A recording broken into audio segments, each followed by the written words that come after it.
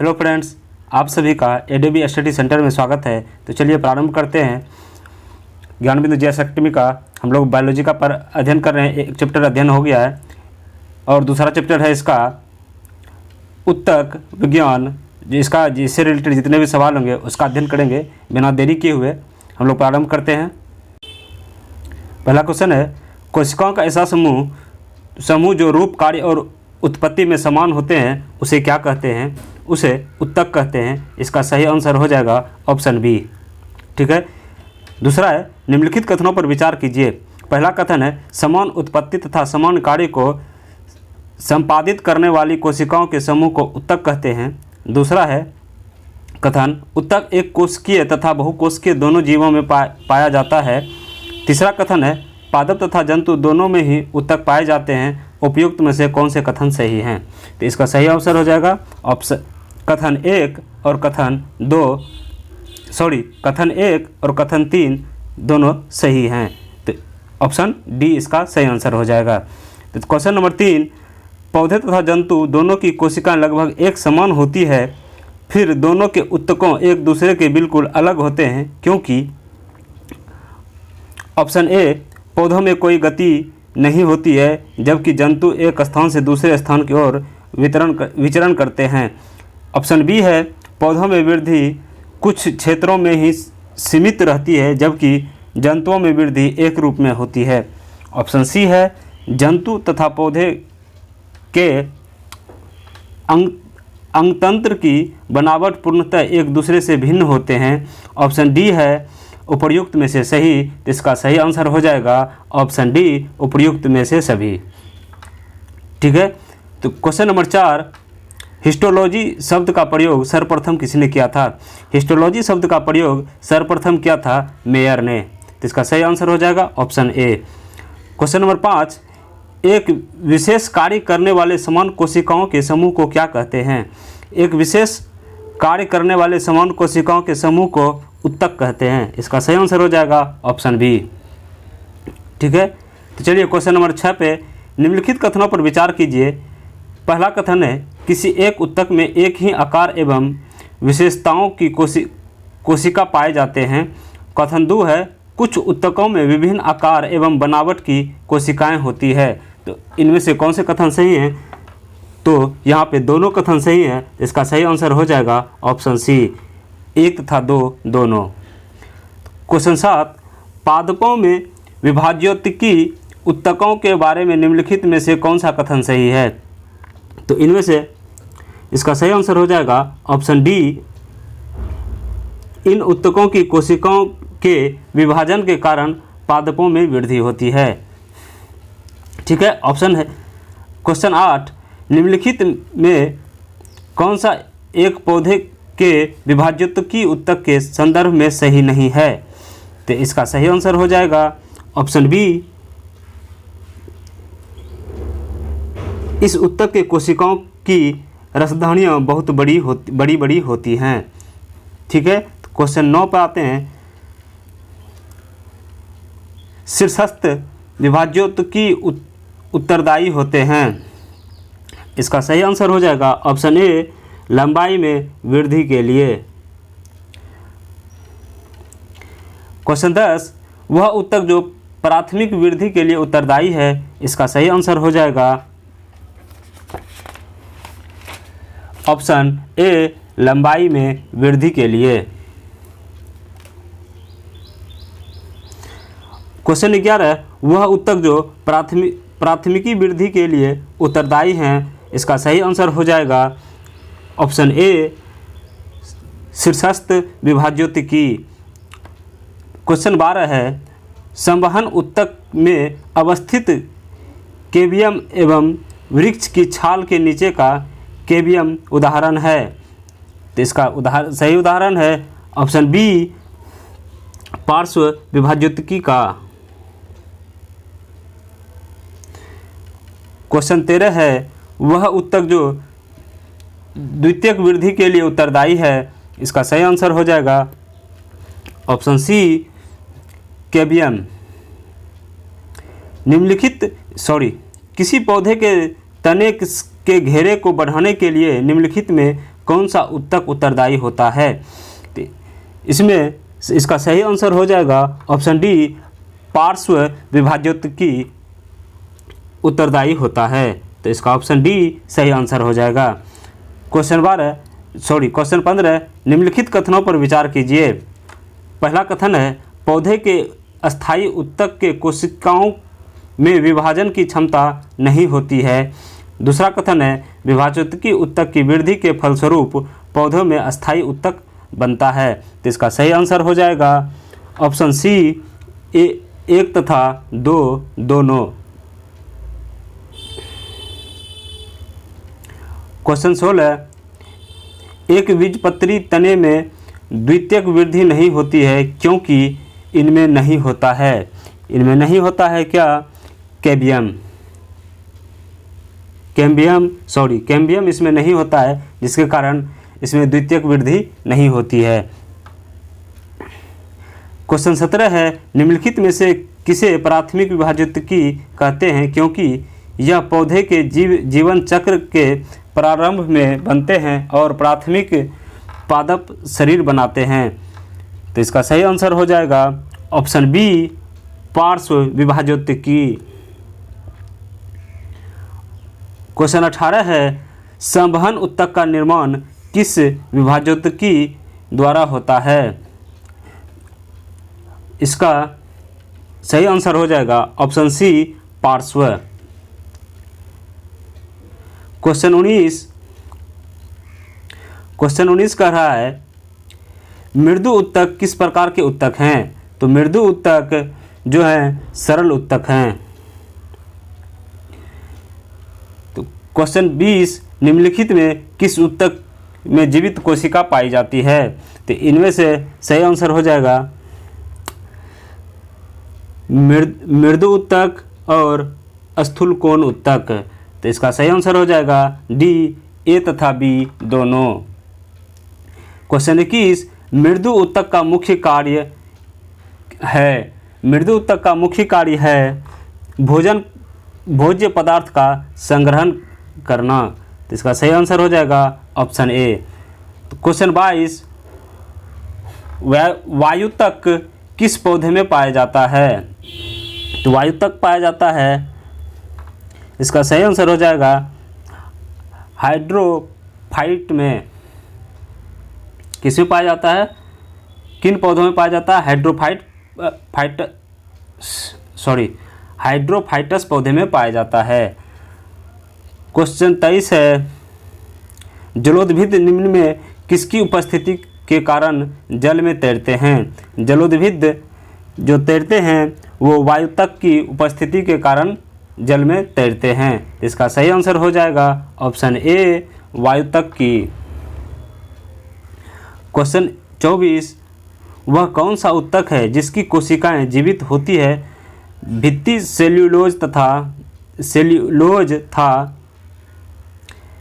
पेंटिक की बनी होती है, पेक्टिन की बनी होती है और कोनों पर अलिंगनीय स्थूलन मिलते हैं।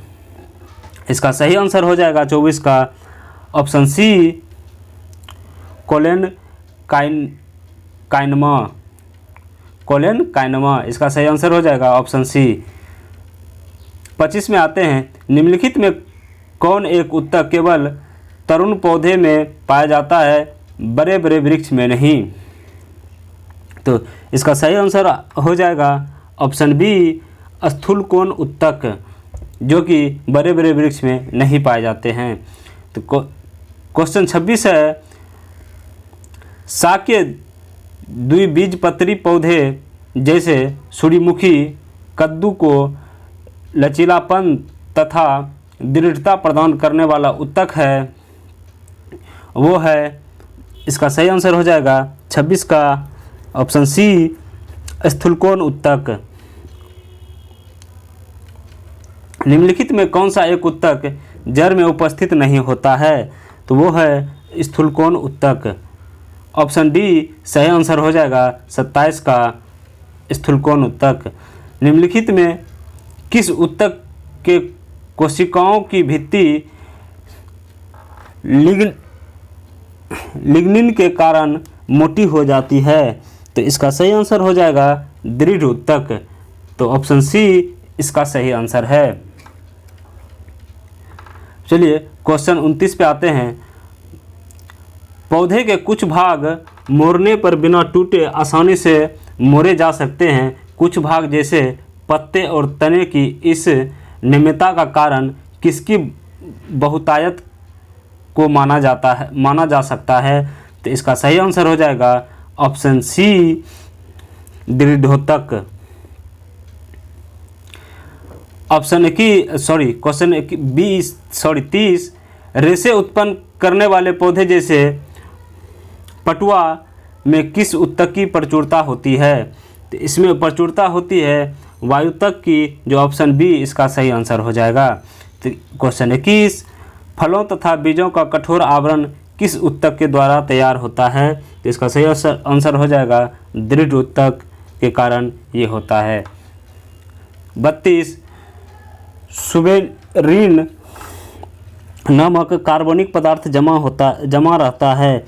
सुबेरिन नामक कार्बनिक पदार्थ कॉर्क कोशिका में जमा रहता है। तो इसका सही आंसर हो जाएगा ऑप्शन डी इसका सही आंसर है। 33 व्यापारिक कॉर्क किससे प्राप्त होता है। व्यापारिक कॉर्क जो है कॉर्क कैम्बियम से प्राप्त होता है। तो इसका सही आंसर हो जाएगा ऑप्शन डी इसका सही आंसर है। 34 वाणिज्यिक मूल्य वाला कॉर्क किससे प्राप्त होता है। वाणिज्यिक मूल्य वाला कॉर्क जो है क्वेकर्स सुबेर से प्राप्त होता है।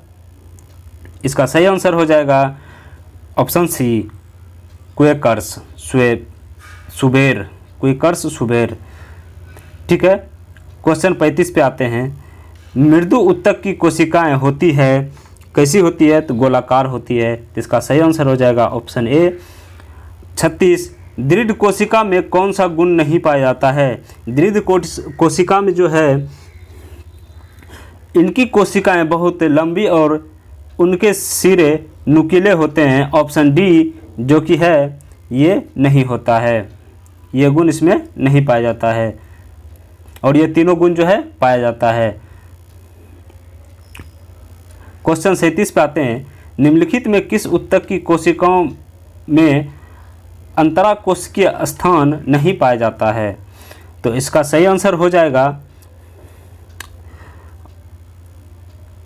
देखिए इसका सही आंसर हो जाएगा विभाज्योतिकी और दृढ़ ऊतक। तो इसका सही आंसर हो गया ऑप्शन डी ए तथा सी दोनों। क्वेश्चन 38 है।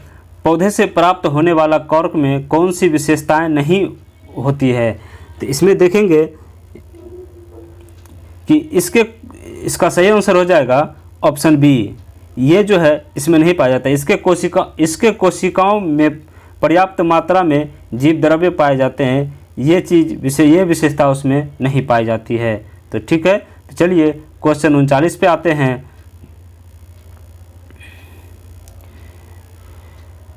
विलामेन की आवश्यकता होती है। विलामेन की आवश्यकता होती है नमी के अवशोषण के लिए।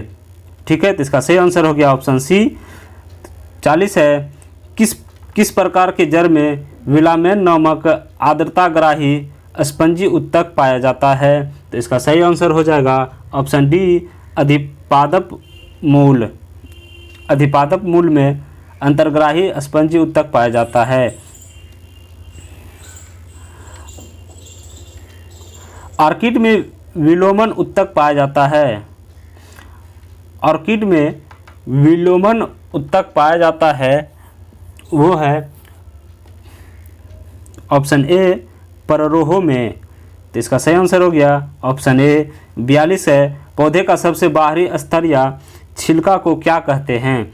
पौधे के सबसे बाहरी स्तर या छिलका को अधिचर्म कहते हैं। इसका सही आंसर हो जाएगा ऑप्शन ए। ठीक है, आते हैं क्वेश्चन 43 पर। शुष्क स्थानों पर पाए जाने वाले पौधे के एपिडर्मिस में कौन सी परत होती है जो पौधे में जल हानि को रोकता है। तो इसका सही आंसर हो जाएगा ऑप्शन सी सुबेरिन। ठीक है, तो 44 पे आते हैं। त्वचाजन उत्तक शीर्षस्थ विभाज्योतिकी से बनता है, यह निम्नांकित में किसमें विकसित होता है? तो यह विकसित होता है बाह्य त्वचा में। तो इसका सही आंसर हो जाएगा ऑप्शन ए। चलिए 45 पे आते हैं। 45 में कह रहा है निम्नलिखित में कौन सा उत्तक तंत्र पौधे में संपूर्ण मध्य भाग का निर्माण करते हैं? तो इसका सही आंसर हो जाएगा ऑप्शन बी, ग्राउंड और फंडामेंटल टिश्यूज सिस्टम में। ठीक है, तो आगे बढ़ते हैं। रंध्र तथा मूल रोम पाए जाते हैं। रंध्र तथा मूल रोम जो पाए जाते हैं, इसका सही आंसर हो जाएगा बाह्य उत्तक में। तो ऑप्शन ए 46 का सही आंसर है। तो 47 का आते हैं। 47 में कह रहा है पौधे के बाह्य त्वचा के ठीक नीचे की परत को क्या कहते हैं? इसके ठीक नीचे की परत को कहते हैं कॉर्टेक्स। तो इसका सही आंसर हो जाएगा ऑप्शन सी, इसका सही आंसर है। ठीक है, तो आते हैं 48 पर। पौधे के अंतःत्वचा और संवहन बंडल के बीच पाए जाने वाली परत को क्या कहते हैं? तो इसका सही आंसर हो जाएगा ऑप्शन डी, परिरंभ। उसको क्या कहते हैं? परिरंभ कहते हैं। तो ऑप्शन डी इसका सही आंसर हो जाएगा। 49 में आते हैं। कैम्बियम के संबंध में निम्न में से कौन सा एक सही नहीं है? तो इसमें से देखिएगा इसका सही आंसर नहीं है। जो सही नहीं है वो है ऑप्शन बी। यह एक बीज पत्री तथा द्विबीज पत्री दोनों पौधे में पाया जाता है। ये इसका सही ऑप्शन नहीं है। ठीक है, इसका आंसर हो जाएगा बी। 50 निम्नलिखित में कौन सा परत भरण या मूल उत्तक तंत्र के अंतर्गत शामिल हैं? तो इसका सही आंसर 50 का सही आंसर हो जाएगा ऑप्शन डी, कॉर्टेक्स, परिरंभ, मज्जा तथा पीध किरणें। तो इसका सही आंसर हो गया ऑप्शन डी। 51 पे आते हैं। तो 51 में कह रहा है पौधे के भरण उत्तक तंत्र के मुख्य कार्य हैं।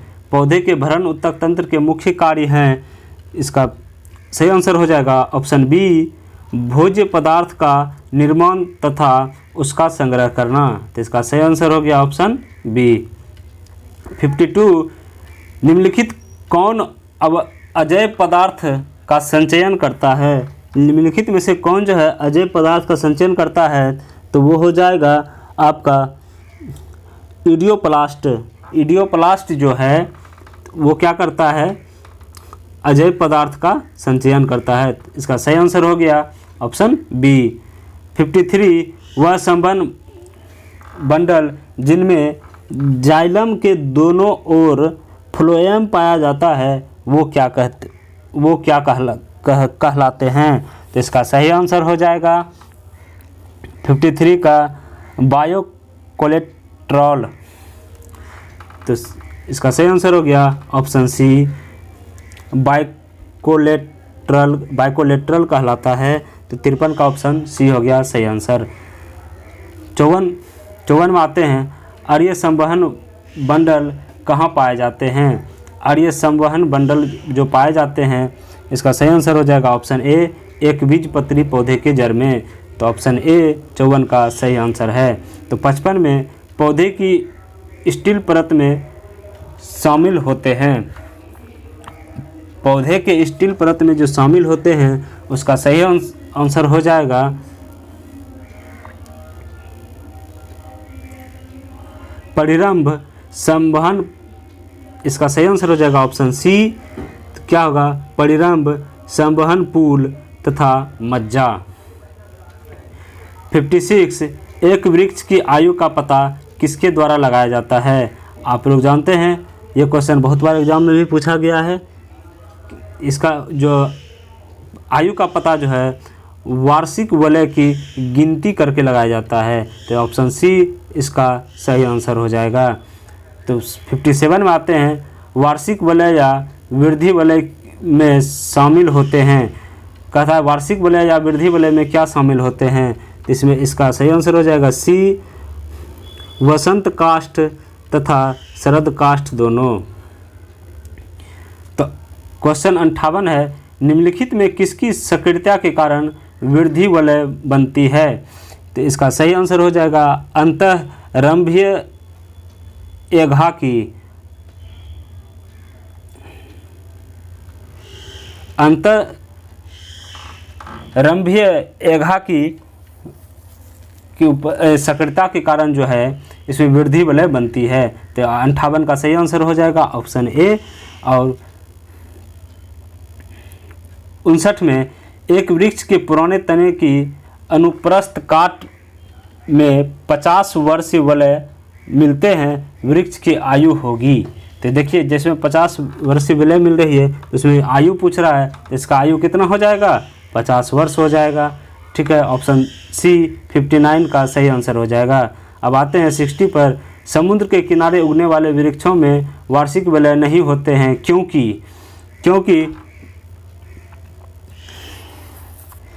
क्योंकि स्पष्ट जलवायवीय विभिन्नता नहीं होती है। तो इसका सही आंसर हो जाएगा ऑप्शन डी। पुराने पेड़ को जब काटा जाता है तो बीच का केंद्रीय भाग जो मजबूत, घना तथा गहरे कथई रंग का होता है उसे क्या कहते हैं। जैसे कि आप लोग ग्रामीण भाषा में कहते हैं ना साल, बीच में लाल कथई कलर लाल कलर का रहता है। ठीक है, तो उसको कहते हैं, देखिए ये तीनों चीज़ को कहा जाता है, हृदय काष्ठ, ड्यूरामेन, सारिल, ये सब चीज़ कहा जाता है। तो इसका सही आंसर हो जाएगा ऑप्शन डी, इनमें से सभी। निम्नलिखित कथनों पर विचार कीजिए। 62 है, पहला कथन है हृदय काष्ठ के सभी कोशिकाएं मृत होती है।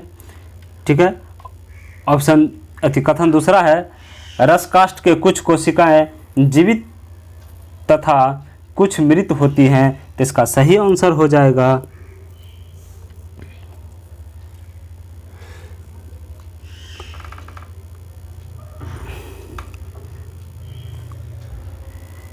देखिए इसमें थोड़ा सा कन्फ्यूजन है, इसका क्वेश्चन हम बाद में कमेंट में दे देंगे। ठीक है, 62 का। चलिए 63 पर आते हैं, गलत हम बता नहीं सकते हैं। ठीक है, 63 पर आते हैं। तो कह रहा है यदि सन 2022 में वृक्ष के एक साइन बोर्ड की कील भूमि से 7 फीट की ऊंचाई पर लगाई गई, सन 2021 में यह कील कितनी ऊंची होगी यदि वृक्ष प्रतिवर्ष 5 इंच लंबाई में बढ़ता है।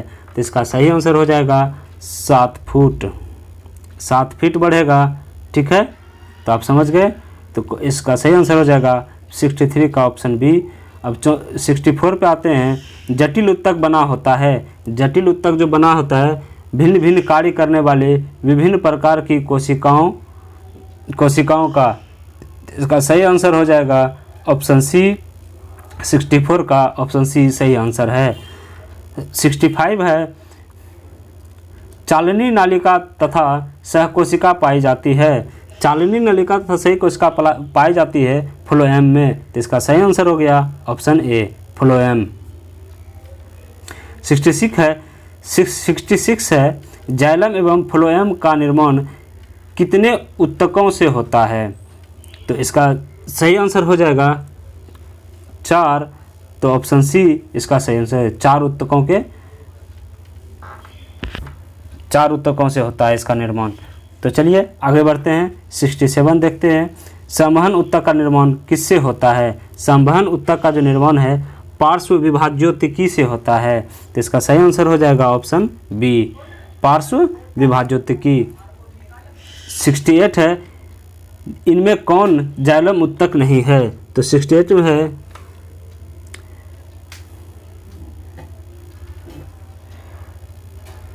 इसका सही आंसर हो जाएगा ऑप्शन सी, साइबे ट्यूब। तो ऑप्शन सी इसका 68 का सही आंसर हो गया।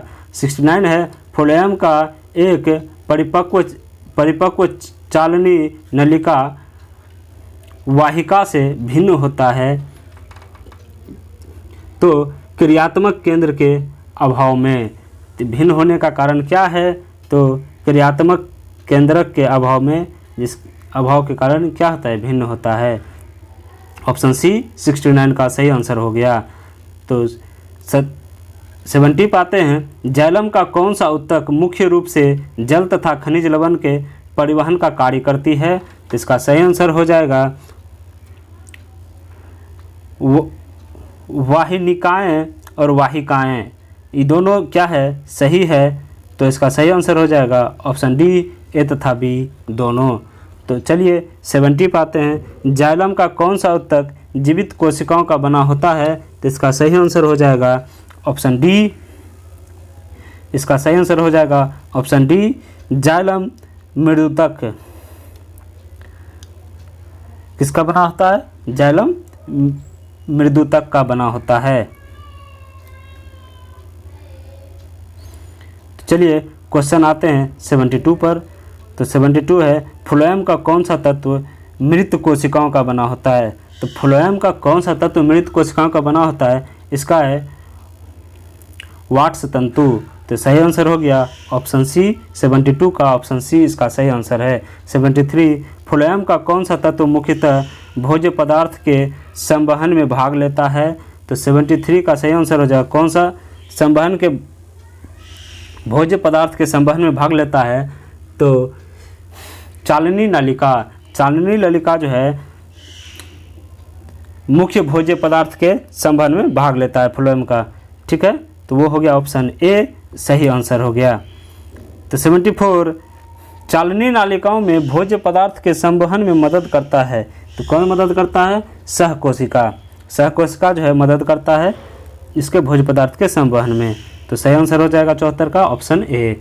75 में, फ्लोएम का कौन सा तत्व, फ्लोएम का कौन सा तत्व फ्लोएम ऊतक को यांत्रिकी सहायता प्रदान करता है? तो इसका सही आंसर हो जाएगा फ्लोएम मृदुतक।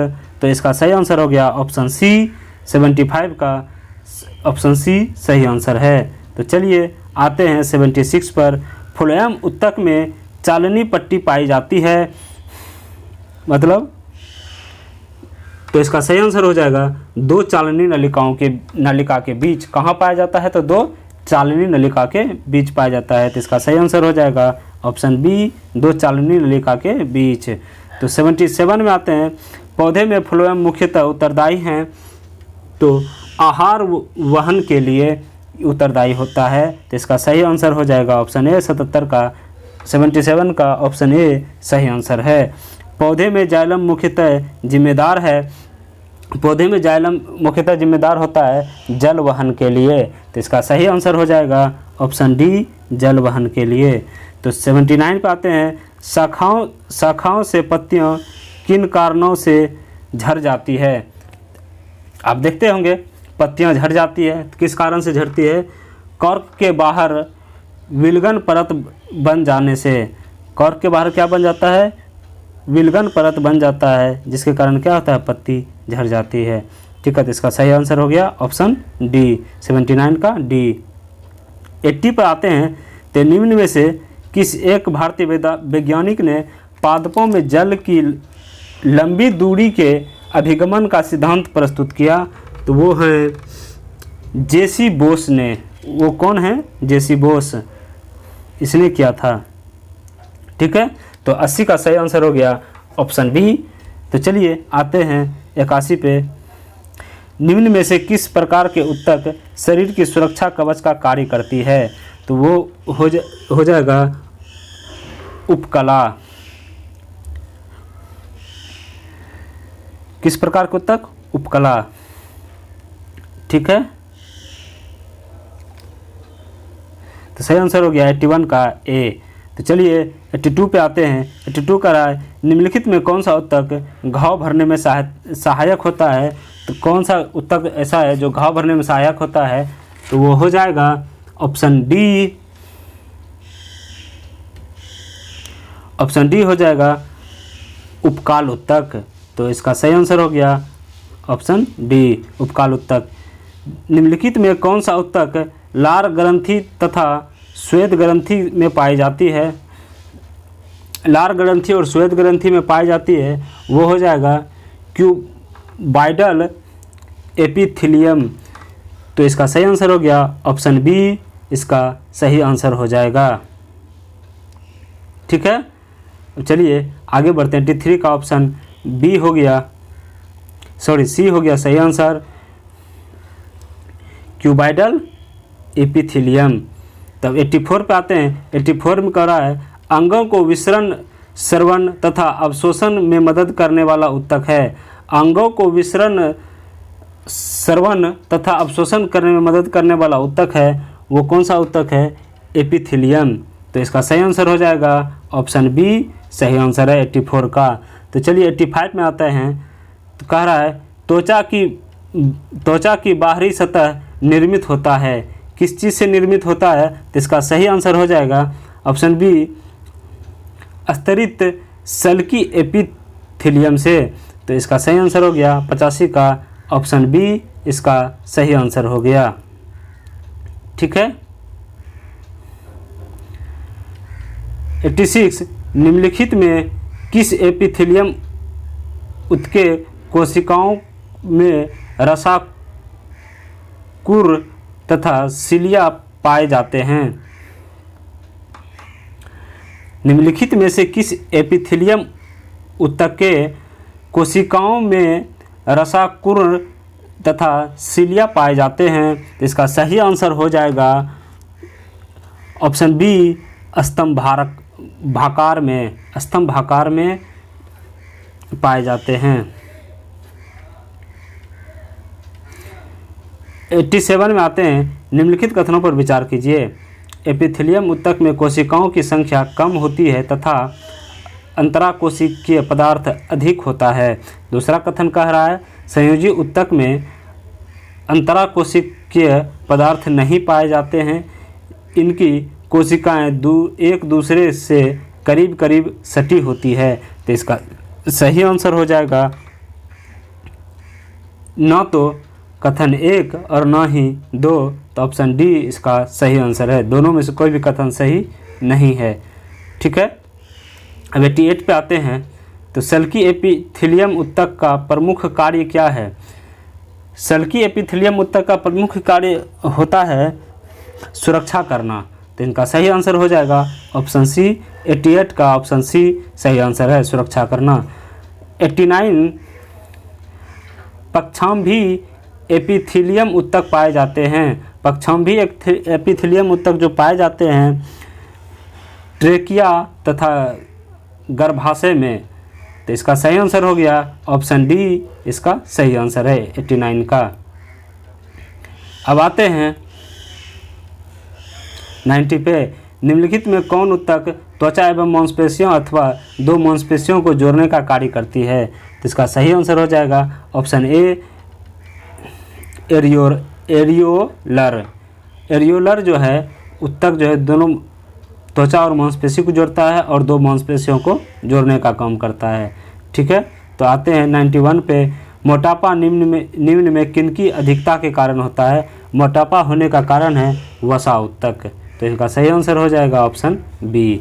92 निम्नलिखित में कौन एक शरीर को गर्म रखने हेतु उत्तरदायी है? तो गर्म रखने हेतु उत्तरदायी है वो क्या है? वसामय ऊतक। तो इसका सही आंसर हो जाएगा ऑप्शन सी। ऊंट का कुबर किस ऊतक का बना होता है? ऊंट का जो कुबर है वो बना होता है वसामय ऊतक का। ठीक है। तो इसका सही आंसर हो जाएगा ऑप्शन डी, वसामय ऊतक। ठीक है। 94 में आते हैं। निम्न में किस ऊतक की कोशिका में वसा की बूंदें भरी रहती है? तो किस में भरी रहती है वसा की बूंदें? तो ऑप्शन डी इसका सही आंसर हो जाएगा वसा संयोजी ऊतक में। ठीक है। तो आते हैं 95 पे। निम्नलिखित में ऊतक कौन है? निम्नलिखित में पूछ रहा है कि ऊतक कौन है? तो इसमें से ऊतक है रुधिर। रुधिर क्या है? ऊतक है। तो इस ऑप्शन सी इसका 95 का सी सही आंसर हो गया। 96 में आते हैं। निम्नलिखित में कौन ऊतक का उदाहरण है? तो निम्नलिखित में ऊतक का उदाहरण है लासिका। तो ऑप्शन बी इसका सही आंसर हो जाएगा। अब आते हैं 97 में। 97 में कह रहा है निम्नलिखित में कौन संयोजी उत्तक है। तो इनमें से पूछा है निम्नलिखित में कौन सा संयोजी उत्तक है, तो इसमें से जितना भी ऑप्शन है सारा क्या है, संयोजी उत्तक का है। तो जैसे अस्थि, उपास्थि और लिगामेंट ये सब क्या हैं, तो इसका ऑप्शन डी इसका सही आंसर है। इनमें से सभी ये सभी क्या हैं, संयोजी उत्तक हैं।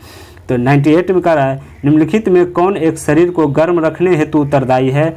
तो शरीर को गर्म रखने हेतु उत्तरदायी क्या होता है, वसाम्य उत्तक, अभी थोड़ा देर पहले पढ़े हैं। तो इसका ऑप्शन सी हो जाएगा सही आंसर। ठीक है, अब आगे बढ़ते हैं, आते हैं 99 पे। 99 में कह रहा है श्वेत तथा पीला तंतु पाए जाते हैं। श्वेत तथा पीला तंतु पाए जाते हैं किसमें, तो इसका सही आंसर हो जाएगा एरियोलर उत्तक में। तो सही आंसर हो गया ऑप्शन बी, एरियोलर उत्तक में। तो चलिए 100 पे आते हैं। कह रहा है कोड्रिन नामक प्रोटीन कहाँ पाई जाती है।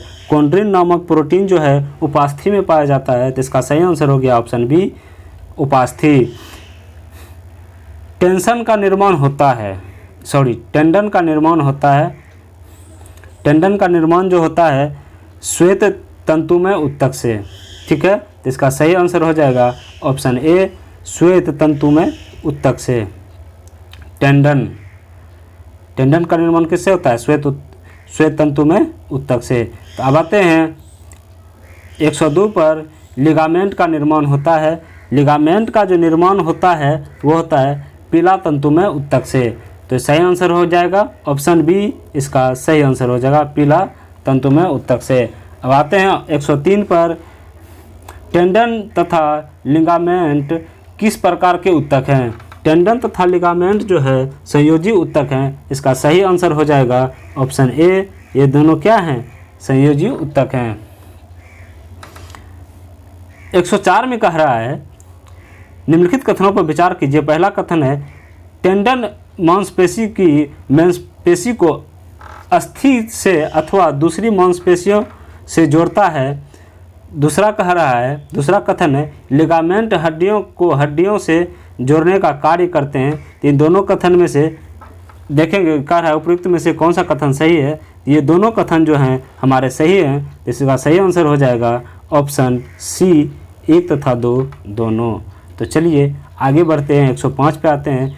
105 में कह रहा है सेबेसियस ग्रंथियाँ कहाँ पाई जाती है। सेबेसियस ग्रंथि जो है वो पाई जाती है स्तनियों की त्वचा के डर्मिस में। स्तनियों की त्वचा के डर्मिस में। तो इसका सही आंसर हो जाएगा ऑप्शन बी। तो चलिए 106 पर आते हैं। लेक्राइमल ग्रंथि क्या स्रावित करती है। लेक्राइमल ग्रंथि जो है वो स्रावित करती है आंसू का। तो इसका सही आंसर हो जाएगा ऑप्शन डी। इसी के कारण हम लोग को क्या आता है, आंसू आता है। 107 किस उत्तक से तलवे, खुर और सींग बनते हैं। तो ये कौन सा उत्तक हो जाएगा, ये उत्तक हो जाएगा काइटिन। काइटिन के कारण हमारे क्या होते हैं, काइटिन के कारण जो है क्या होते हैं, हमारे तलवे और खुर और क्या सींग के उत्तक बनते हैं। ठीक है, ये सब बनते हैं किसके कारण, काइटिन उत्तक के कारण। आगे बढ़ते हैं 108 पे आते हैं। तो 108 कह रहा है ऑस्टियोब्लास्ट नामक कोशिका उपस्थित रहती है। ऑस्टियोब्लास्ट नामक कोशिका जो है वो उपस्थित होते हैं अस्थि में। इसका सही आंसर हो जाएगा ऑप्शन ए, अस्थि। ठीक है, 109 पे आते हैं। कॉन्ड्रियोब्लास्ट नामक कोशिका पाई जाती है। कॉन्ड्रियोब्लास्ट नामक कोशिका जो है उपास्थि में पाया जाता है। तो इसका सही आंसर हो जाएगा 109 है, इसका सही आंसर हो जाएगा ऑप्शन बी, उपास्थि में।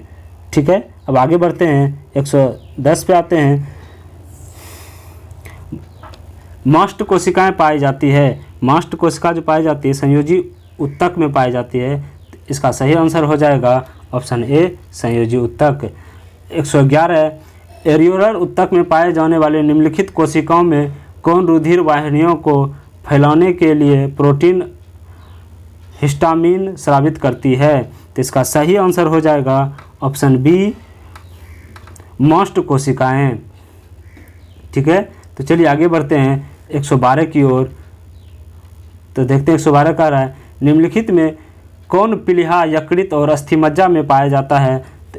तो इसका सही आंसर हो जाएगा जालवत संयोजी उत्तक। जालवत संयोजी उत्तक जो है पीलिहा, यकृत और अस्थिमज्जा में पाया जाता है। तो इसका सही आंसर हो गया ऑप्शन सी, 112 का सी। 113 मनुष्य की त्वचा सबसे मोटी होती है। मनुष्य की त्वचा सबसे मोटी होती है तलवे पर। आप जानते हैं तलवा में जो क्या होता है उसका त्वचा बहुत मोटा होता है। ठीक, चलिए आगे बढ़ते हैं। आगे कह रहा है 114 मनुष्य की त्वचा सबसे पतली होती है कहाँ पे। तो मनुष्य की त्वचा सबसे पतली होती है आँखों के पलक पर। सबसे पतली कहाँ होती है, आँखों के पलक पर। तो इसका सही आंसर हो जाएगा ऑप्शन सी, सही आंसर है। तो 115 कह रहा है वृद्धावस्था में त्वचा के में झुर्रियाँ पड़ जाती है, इसका कारण क्या है। ठीक है, किस कारण से झुर्रियाँ पड़ जाती है बुढ़ापे में। तो ऑप्शन सी, चर्म में वसा उत्पन्न की कमी के कारण, वसा उत्तक की कमी कारण। 2, चर्म में जो वसा उत्तक की कमी हो जाती है जिसके कारण क्या होता है, झुर्री पड़ जाता है। ठीक है, 16 कह रहा है 116 नाभि रज्जु है। नाभि रज्जु है भ्रूणीय संयोजी उत्तक। ठीक है, वो कोई किस प्रकार का उत्तक है, भ्रूणीय संयोजी उत्तक है। अब 117 कह रहा है हैबर्सियन तंत्र पाया जाता है। हैबर्सियन तंत्र पाया जाता है किसमें, तो स्तनियों की अस्थियों में, स्तनियों की अस्थियों में पाया जाता है। इसका सही आंसर हो गया ऑप्शन डी, 17 का ऑप्शन डी हो जाएगा। तो चलिए 118 पाते हैं। 118 में कह रहा है हिस्टामिन एक प्रकार का प्रोटीन है जो भाग लेती है।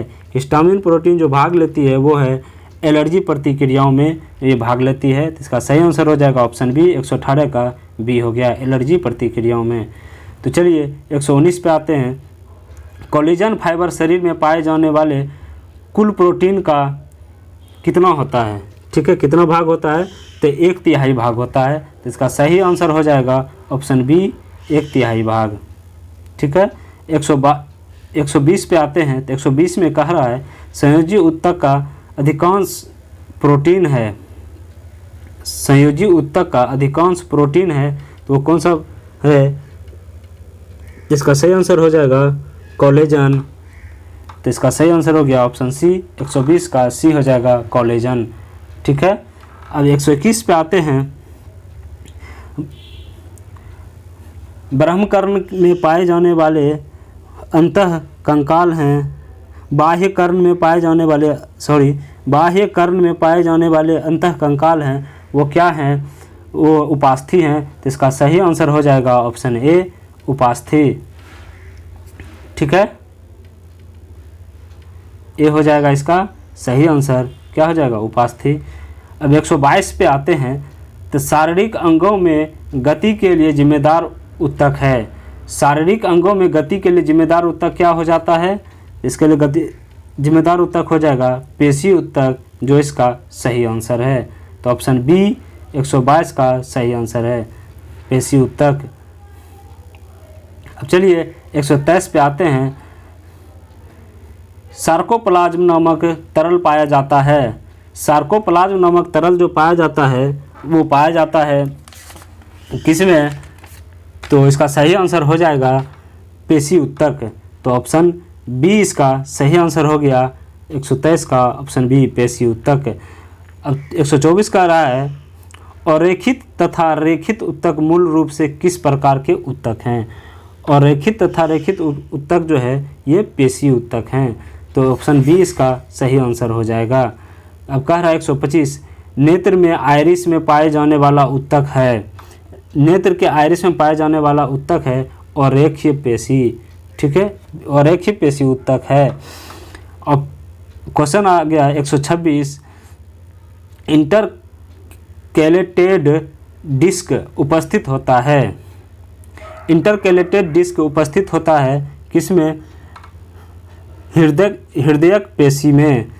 हृदयक पेशी में जो क्या होता है, इंटरकेलेटेड डिस्क उपस्थित होता है। इसका सही आंसर हो जाएगा ऑप्शन सी 126 का, हृदयक पेशी में। अब चलिए 127 पे आते हैं। निम्नलिखित में कौन सी पेशी ऐच्छिक पेशी है? तो निम्नलिखित में कौन सी पेशी ऐच्छिक पेशी है? तो इसका सही आंसर हो जाएगा ऑप्शन बी, रेखीय पेशी। रेखीय पेशी क्या है? ऐच्छिक पेशी है।